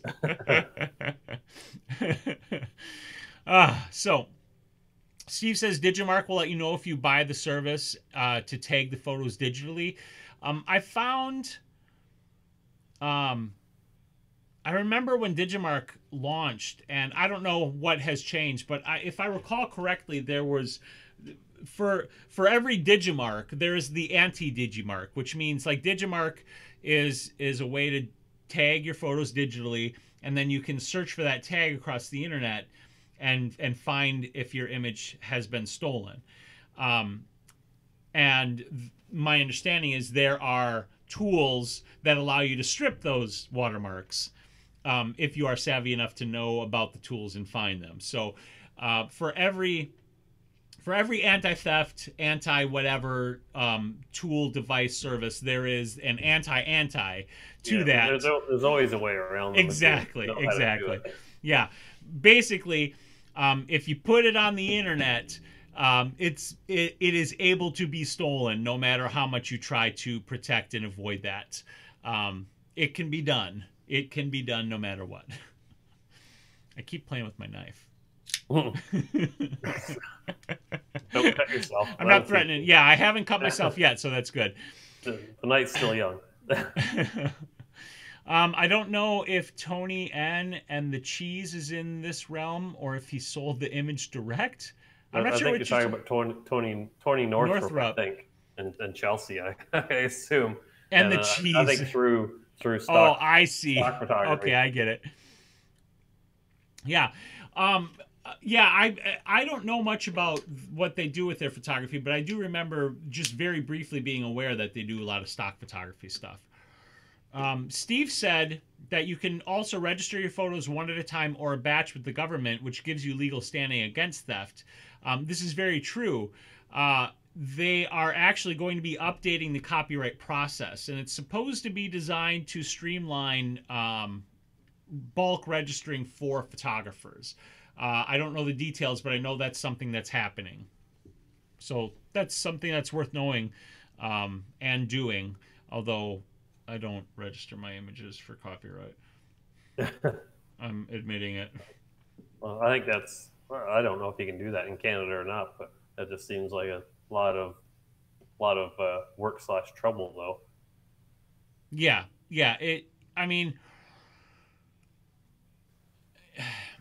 for better legal standing, it is better to register your copyright, because if there is an infringement on your copyright and you have that registration, then pursuing legal recourse is much easier, and the compensation you'll get for that infringement will be higher. If you do not have a registration, then you have to prove the creation of that work, even though your copyright exists at the moment of creation. You need the proof in order to pursue the infringement, and having that proof registered makes that easier. So that's the principal advantage of registration of that copyright. Good night, Vincent. Can EXIF data be changed on an image? It absolutely can. Yeah. You can go in, you can change EXIF data in Lightroom, and there are That's tools. probably one of the easiest things Yeah, to do. yeah, it's probably one of the easiest things to do, and there are other tools that allow you to change the EXIF data as well. So, I Love says with your own metadata you can prove, and that is true. However, EXIF data can be tampered with, so you know that is something that again extends the murky nature of all of this stuff. and pretty much. Yeah, copyright is basically a giant swamp in terms of like dealing with copyright. So convoluted and yes. And there's even issues like this is veering off slightly from photo into video, but you know, there's a lot of issue with video and copyright and the idea behind fair use, because you know there is information or video or photos that would be copyrighted, and I veer away for this because I just don't ever want to deal with it. But if you are, you know, taking the information and you are making a commentary upon it, or you are like, you know, transforming it, those sorts of things, then you can actually use material that has an active copyright legally, because you are using it under that fair use clause. But the problem is if you make a fair use of something that has an active copyright, I was going to say copywritten, but that just feels weird. And the person or entity that owns said copyright doesn't like what you did, and they have buckets of money, they can sue the pants off of you. And even if you legally are right to have used it, they can ruin you through pure fiscal hardship of trying to deal with the lawsuit. Yeah. So it's something that you should think about if you're ever thinking about using something that has an active copyright. And that's why I like, sometimes I see like a new camera comes out and I want to talk about it and I want to show images of it, but I don't have you know, I don't have access to the press images that the company releases. Every once in a while I'm like, well, I could just grab it from, you know, Google Images and I would be okay. But I always back away from that because I'm like, I just am not comfortable doing that, even though I believe technically that would fall under fair use. Yeah, well, I Love makes a comment. A news organization use copyright images free all the time legally, and I think the difference is that's basically you're not making any money off of it. It's when you're using an image to try and make money off it is where I think it becomes a little bit more differentiation, I think. Yeah, and here this is an exact demonstration of the swamp, right? Because you're saying when they make money off of it, and I think what you mean is like when they take the image and explicitly use that image to make money, like to sell it or as an advertisement, right? Is that kind of what you mean? Yeah. Okay, right. Because technically, and again, this is me just demonstrating the swampiness of the entirety of this issue. Technically, when a news organization uses one of those images, they are using it for profit because by virtue of being a news organization, they are actively generating content to make money, right? Like advertising is how news makes money, right? So again, this is me just demonstrating the swampy nature of that. They're doing it under fair use because as a news organization, they are, making their news commentary, and or they sometimes are actually having to buy or license those images. As an example, like a newspaper will have some sort of a contract or service with Reuters, as an example. Reuters is a large news organization that generates stories and images that then like local newspapers can use for a monthly fee. It's like a subscription fee or something like that, right? So they're actually paying for images like that, even though they might not be paying for it directly. All right, good night, Alexis. Steve says the government is there one copyright rule that covers the photographer's work all over the world? And then Steve says the government one covers all countries that agreed with the law with the U.S. Yes, that's exactly right. But there is no like one copyright to rule them all. As an example, China is lax with copyright protection. Yeah, and they seem to get away with a lot there. Yeah, and the United States is actively trying to get them to be more respectful of copyright. But right now, China has a very different opinion about copyright, and they are quite liberal with it. And sell the knockoff stuff you buy. Yeah, exactly. Although they did just get in trouble for selling knockoff iPhones in the U.S. Oh, yeah? And that's the key. They were selling them in the U.S. Right. I don't know if it was China or a company, but like in the article it said, China got in trouble. They've copied so many cars. Yeah, they've absolutely copied so many cars. But they're completely unsafe compared to the ones that they've copied. Right. Absolutely. Yeah, it is a giant black hole. Oh, Steve shared that F-Stoppers has a how to copyright your photography and make money on copyright infringements article. So that's something worth checking out if you want further information and better details.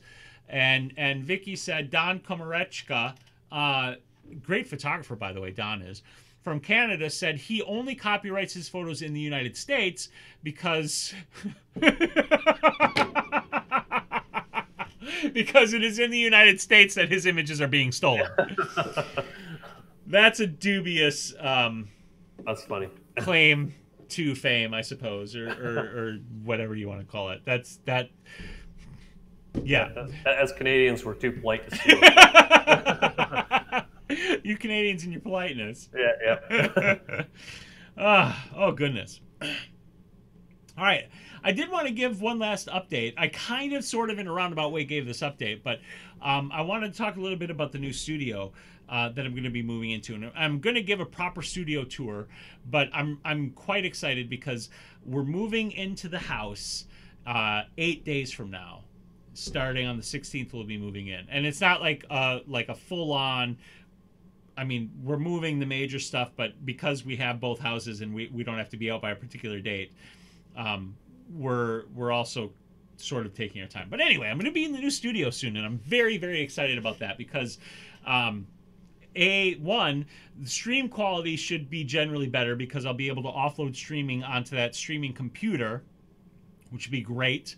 Number two, I'll be able to set my studio up the way I want. I'm going to do a proper studio tour of that. I'll probably do some, behind the scenes vlogs, whatever you want to call them, of the studio construction and my thoughts on how and why I design it the way I design it.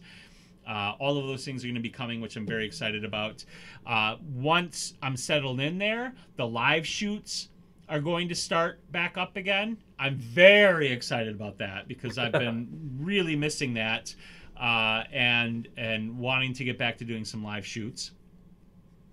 And just all in all, like, I'm so happy and so excited that we are like near the finish line for this giant project and getting into the new house. and me into my new studio. The house won't be 100% done when we move in, but it's going to be done enough that we can move in and I can finish off the stuff there, which will also make it go faster because I'll be there rather than having to back and forth between the two of these. That makes a difference. Yeah, it makes a huge difference. So, that reminds me. Yeah. You talked about streaming. Yeah. Just a note to the people who are watching. I'm not 100% sure yet, but on Sunday when we're doing our shoot with Kim, I might stream it. I'll probably just do it through the Facebook group if I do decide to do it. But you can just keep an eye open for it. Again, it depends. If the weather's nice, we'll end up doing it outside. But if we're doing it here in the studio, I'll probably set up a quick stream. I don't know whether or not I'll be able to really chat in the stream or answer questions, just because there's going to be a few of us here, so I might not have time, but people might be interested in just watching it anyways. And I'm about to drop the group link into the chat in case you are not a member of the group on Facebook. Here it is right here coming into the chat. Maybe, if I can actually get it to go. There we go. There's the group. Steve says, going to work with Angela again?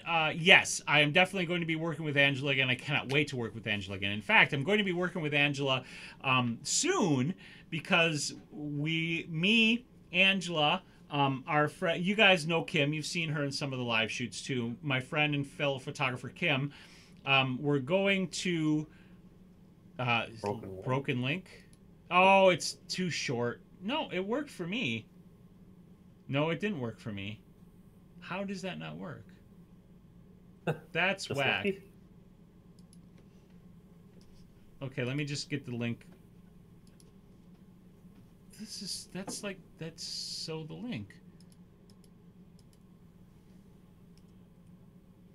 I put it in, see if mine works. Yeah, see if he works it. Okay, try that link. That's so weird that it didn't work. So yeah, I'll definitely be working with Angela again. We're all going to Vegas. I'm going to be at WPPI, and we're going. Nice without your wife. She's such a snot. No, mine didn't work either. Okay, hold on. Let me try this again. That's very strange that the group link isn't working. Wonder the chat's chopping the link up. It might be. I was going to do a shortening of it. All right, let's try to get this and see and short. Give me just a second here. Okay, try this link. See if that one works. Okay. Thanks, Minisla, for joining us. Sanjay says, in portraits, I usually remove shining spots on face, nose, lips, etc. In some ad posters, I found they're still on the photo. To what extent is it good to edit and remove? Sanjay, it's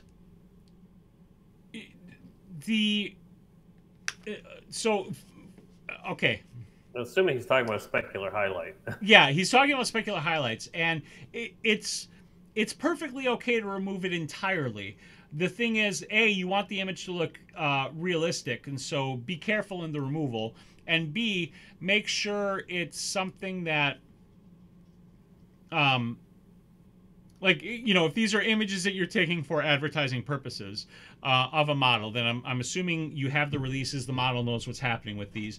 And generally speaking, they are of the understanding that there's going to be work done to the images to make them fit the needs of the advertiser.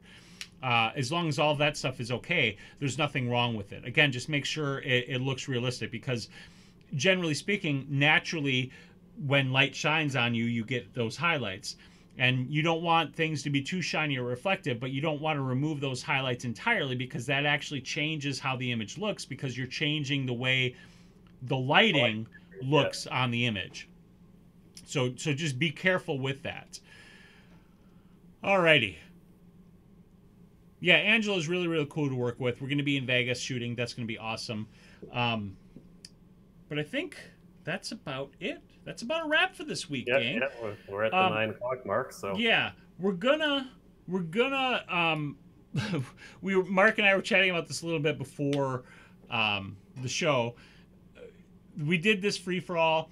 We've literally been pulling these topics together at the last minute, mostly because I'm still pretty scattered with everything that's going on with the house. So once things settle down a little bit, we'll more properly be planning out topics for the show for discussion. And on that note, I know we asked last week and we'll continue to ask. We always want to know what topics you guys are interested in us covering on the show. So if you have suggestions, feel free to get in touch with myself or with Mark in whatever way you know how to get a hold of us out on the wildness of the internet. Whatever messaging, social media, YouTubing, blobbity platform you want. Yeah. And Mark, anything you want to add before we wrap this baby up? No, don't think so. All righty. Well then, thank you so much everybody for joining us. As always, we appreciate the heck out of it. We love spending our time with you. It's a lot of fun chatting with you. And we will be back next week. All things going well, I am planning on editing live tomorrow on Twitch. So look for that tomorrow night. I don't know exactly what time I'll start, but again, all things going well, I'll be editing tomorrow night. And Mark and I will be back next Thursday with the Blab. Make sure you subscribe to my channel. Subscribe to Mark's channel too. Mark, if you want to grab it and drop it into the chat so anybody who wants to can check it out, that would be great. And yeah, feel free if you guys want to share your Instagram handles in the chat or anything like that. It's all about connecting and sharing our love of photography together. The most important thing, of course, though, is as photographers, we need to get out there and take some damn photos. So make sure you do that. Good night, everybody. Night. Bye. The endless wave as I try.